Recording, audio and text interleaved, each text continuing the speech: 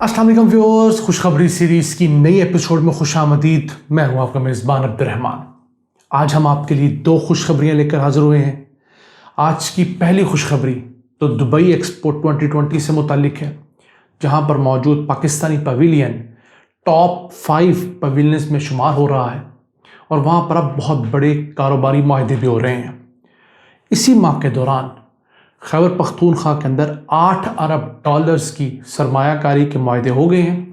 44 मुख्तलिफ कंपनियाँ खैबर पख्तूनख्वा के अंदर फूड प्रोसेसिंग, इसके साथ साथ hydel energy, life stock, tourism, energy और पावर के अंदर इन्वेस्ट करने जा रही हैं। इन तमाम तफसीलात को डिस्कस करेंगे, कौन सी कंपनी कितनी मालियत की इन्वेस्टमेंट करेगी। इसके साथ आज की दूसरी खुशखबरी ये है कि इस्लामाबाद और लाहौर के बाद अब खैबर पख्तूनख्वा के अंदर पहला स्पेशल टेक्नोलॉजी जोन उसका संग बुनियाद रख दिया गया है, जहां पर 30,000 नौकरियां, बड़ी हाई एंड नौकरियां निकलने जा रही हैं। वो नौकरियां किसकी होंगी? IT इंजीनियर्स की होंगी, सॉफ्टवेयर इंजीनियर्स की होंगी, इलेक्ट्रॉनिक्स इंजीनियर्स की होंगी। ये तमाम पढ़े लिखे लोगों की नौकरियां होंगी। पहले चलते हैं जो मुआहदे हुए हैं। 44 कंपनियों ने 8 अरब डॉलर्स के मुआहदे किए हैं खैबर पख्तूनख्वा की हुकूमत से। तो वो किस किस जगह पर क्या क्या करेंगे? सबसे पहले तो कुवैत का बहुत बड़ा ग्रुप है, किया के नाम से कुवैत इन्वेस्टमेंट अथॉरिटी है, उसने 2,700 मिलियन डॉलर्स लगाने का ऐलान किया है खानपुर के मुकाम पर, जहाँ पर बहुत बड़ा टूरिस्ट रिजॉर्ट बनेगा। रिजॉर्ट के साथ पूरा छोटा सा सिटी डेवलप होगा। टूरिस्ट सिटी जो होता है जैसे टर्की वगैरह में आप लोग देखते हैं, सस्टेनेबल डेवलपमेंट होगी वहाँ पर तमाम की तमाम। इसके साथ साथ वो 120 मिलियन डॉलर के एक हाइड्रोजन पावर प्लांट के ऊपर भी काम का आगाज़ करेंगे और ये पाकिस्तान के अंदर हाइड्रोजन से एनर्जी हासिल करने का बहुत बड़ा मंसूबा होगा। इसके बाद एक और कंपनी है जो कि साउथ कोरिया की है, उसने खैबर पख्तूनख्वा की हुकूमत के साथ मुआहदा किया, जिसके तहत 1 अरब 20 करोड़ डॉलर्स की लागत से जो पाकिस्तान में एक run of the river dam site थी, लोअर स्पात गा प्रोजेक्ट, यहाँ पर एक पन बिजली का मंसूबा लगेगा जो 496 मेगावाट का होगा और ये कोहिस्तान ज़िला बनता है खैबर पख्तूनख्वा का। इसके बाद एक गजूबला नामी एक कंपनी है जो कि चित्राल से सवात तक 225 किलोमीटर की ट्रांसमिशन लाइन बिछाएगी। ये 250 मिलियन डॉलर इन्वेस्ट करेगी और उस इलाके के जितने भी पन बिजली के मंसूबे हैं उन तमाम से बिजली लेकर नेशनल ग्रिड के अंदर शामिल की जाएगी।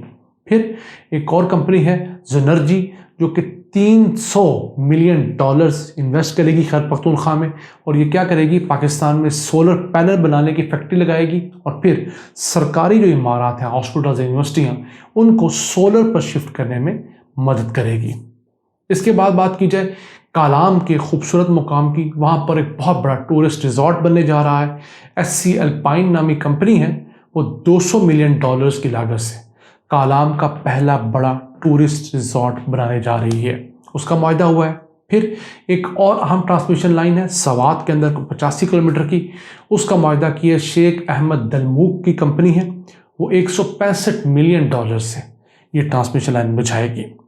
उसके बाद एक है समारा ग्रुप, उसने 100 मिलियन डॉलर्स का मुआहदा किया जो कि फूड प्रोसेसिंग के अंदर मुख्तलिफ फ्रूट्स, वेजिटेबल्स, उनकी प्रोसेसिंग पाकिस्तान में की जाएगी और फिर यहाँ से एक्सपोर्ट किए जाएंगे।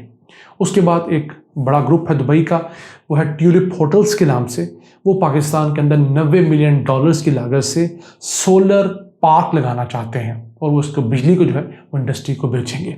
ये वो बड़ी बड़ी इन्वेस्टमेंट है जो मैंने आपको बताई है, इसके अलावा बहुत सारी छोटी भी हैं। तो नाज़रीन, ये वो काम है, ये वो सस्टेनेबल मॉडल है जो अगर हम चला लेते हैं, इनमें से आधी कंपनियों को भी पाकिस्तान में लाकर फिजिकल वर्क करवाने में कामयाब हो जाते हैं तो ये 4 अरब डॉलर्स की इन्वेस्टमेंट कम से कम 1 लाख नौकरियां पैदा कर सकती हैं। अभी इनके तमाम के MOU साइन हुए हैं, लेकिन MOUs का एक फ़ायदा ये होता है कि दोनों कंपनियां एक पेज पर आती हैं, वर्केबिलिटी चलती है, एक दूसरे को जान लेती हैं, फिर प्रोसेस आसान हो जाता है। क्योंकि अभी तो आम हालात में पता ही नहीं होता कौन सी कंपनी क्या काम करती है और पाकिस्तान में क्या पोटेंशियल है। MOU का फ़ायदा ये होता है कि दो हम महान कंपनियां जो हैं, एक जैसे इंटरेस्ट की कंपनियां एक काम पे वर्किंग करती हैं, MOU साइन करके अपने इंटरेस्ट शेयर करती हैं और फिर उसको एग्रीमेंट की शक्ल में ढाल लेती हैं।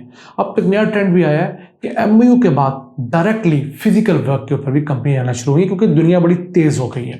तो हम दुआ को है कि तमाम टॉरेक्स जो अभी बिल्कुल बुनियादी स्टेज पर केपी के लिए ऐलान किया गया है, वो बहुत जल्द अपने फिजिकल स्टेज पर जाएं ताकि वहाँ पर रोज़गार निकले और सियाहत जो है पाकिस्तान में वो टेक्निकली हो, मरी जैसे सानियात हमें दोबारा देखने ना नसीब हो।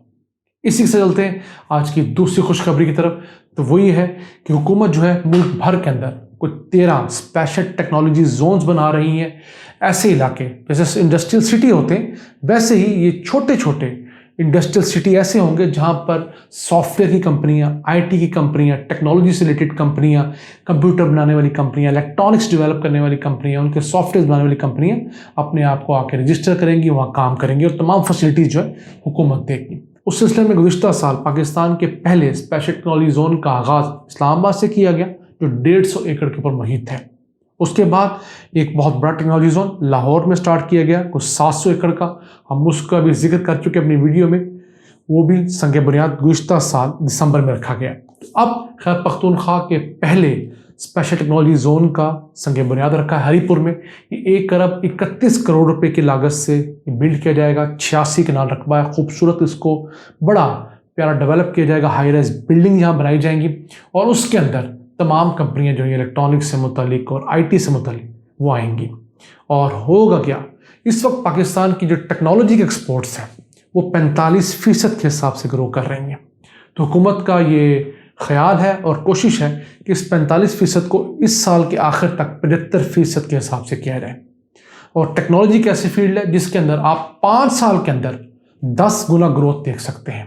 टेक्सटाइल में इतनी ग्रोथ पॉसिबल नहीं, बाकी चीज़ों में पॉसिबल नहीं है, लेकिन सॉफ्टवेयर टेक्नोलॉजी एक ऐसी फील्ड है जिसके अंदर बहुत तेज़ी से ग्रोथ की जा सकती है। वो किस तरह, इंडिया की मिसाल हमारे सामने है। इस सन 2001 के अंदर इंडिया को $1 अरब की सॉफ्टवेयर एक्सपोर्ट करता था और अगले ही 15-20 सालों के अंदर उसकी ये जो एक्सपोर्ट्स हैं वो $150 अरब तक पहुँच चुकी हैं। हम भी कर सकते हैं क्योंकि हमारे पास 60% यूथ है हमारी पॉपुलेशन का। फिर हम लोग हर साल 25 से 30 हज़ार आईटी सॉफ्टवेयर इंजीनियर्स पैदा कर रहे हैं। ऑलरेडी मुल्क के अंदर कुछ 3 से 4 लाख आईटी ग्रेजुएट्स हैं। अगर इन आईटी ग्रेजुएट्स और यूथ को इन सॉफ्टवेयर टेक्नोलॉजी पार्क्स के अंदर खपाया जाए, जॉब्स दी जाए प्राइवेट सेक्टर की मदद से, तो 5 साल के अंदर पाकिस्तान की जो आईटी के एक्सपोर्ट्स हैं वो 10 से 15 अरब डॉलर हो सकती हैं। ये कोई अनहोनी बात नहीं है, ये बहुत आसान है। मैं आपको बहुत लो लेवल का एस्टिमेट बता रहा हूँ। वैसे मेरी गट फीलिंग है कि 20 अरब डॉलर से भी क्रॉस करेंगी। क्यों? कि अब हमारे पास एचआर मौजूद है, हुकूमत की पूरी ताकत है। पाकिस्तान ने तकरीबन 30 साल के दौरान अपनी टेक्नोलॉजी एक्सपोर्ट्स 2018 में बढ़ाकर बमुश्किल $1 अरब की थी, जबकि अगले 3 सालों के अंदर हमारी टेक्नोलॉजी एक्सपोर्ट्स $1 अरब से बढ़कर $2.5 अरब हो गई हैं। कहाँ हमने 30 साल में $1 अरब की और कहाँ अगले 3 साल में उसको $2.5 अरब किया। तो इतनी जल्दी इसको रेस किया जा सकता है, तेज़ किया जा सकता है। ये पाकिस्तान का एक वो पाथ है जो हम आज से 10 साल पहले ले रहे थे, जब नवाज शरीफ की हुकूमत, शहबाज शरीफ की हुकूमत मुफ्त लैपटॉप बांट रही थी। मुल्क का 50 अरब रुपया जो है वो मुफ्त लैपटॉप बांटने की स्कीम पर लगाया गया और छोटे सोलर लैंप देने पर लगाया गया। उसका क्या हासिल वसूल हुआ? हमने कितने बहुत बड़े कोई ग्रेजुएट्स पैदा कर लिए जो हार्वर्ड चले गए, हमने कोई ऐसी रिसर्च कर ली, कतन कुछ नहीं किया। हमने वोट ज़रूर लिए 2013 के इलेक्शन के अंदर, लेकिन मुल्क का बेड़ा गर्क कर दिया। वही 50 अरब रुपया जो है हम उस वक्त मुफ्त लैपटॉप बांटने की बजाय अगर सॉफ्टवेयर पार्क्स बनाने पे लगाते, हम मुल्क के अंदर लैपटॉप बनाने की फैक्ट्रियां लगाने के ऊपर लगाते, तो इस वक्त पाकिस्तान लैपटॉप इंपोर्ट करने के बजाय एक्सपोर्ट कर रहा होता। फिर उसके सॉफ्टवेयर पाकिस्तान में सारे के सारे बन रहे होते। फिर पाकिस्तान की जो आईटी के एक्सपोर्ट्स हैं वो जो इस वक्त $2.5 अरब है वो बढ़कर 10-12 अरब डॉलर्स हो जाती। तो अब चीज़ें कुछ बेहतर हो रही हैं। तो अगर यही तसलसल जारी रहा तो अब यकीन कीजिए आज से 10 साल बाद का पाकिस्तान बहुत खुशहाल पाकिस्तान होगा। इन अल्फाज के साथ अपने मेज़बान अब्दुल रहमान को इजाज़त दीजिए। अल्लाह के बाद।